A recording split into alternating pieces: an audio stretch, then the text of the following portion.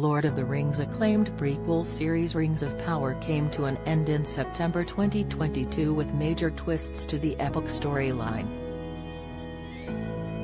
As fans await the release of Season 2, actor Adam Basil provided major insight into his 4-hour-long prosthetics preparation. After Amazon acquired the rights to Lord of the Rings in 2017, the J.R.R. Tolkien adaptation became the most expensive TV show of all time.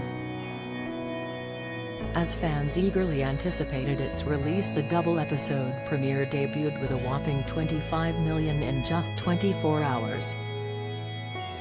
Rings of Power transported viewers back to Middle-earth to tell the story of the lead-up to the creation of Sauron's, Charlie Vickers, ring. During the installment, viewers met Adar, Joseph Maul, who seemed to be in league with the orcs and was a high-ranking leader among them.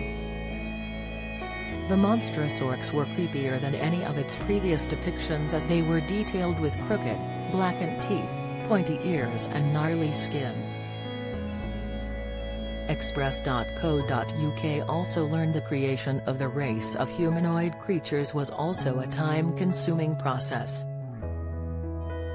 As the orcs were introduced to screens, Adam Basil spoke exclusively about his preparation to portray the monster.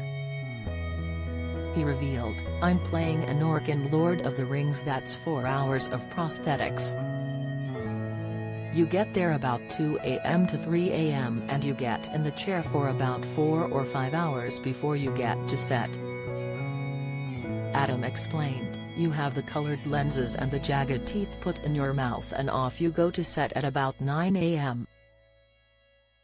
He remarked, "You've already been at work quite a long time before we actually get to set." One of the many things viewers learned about the creatures was their sensitivity to sunlight. Don't miss.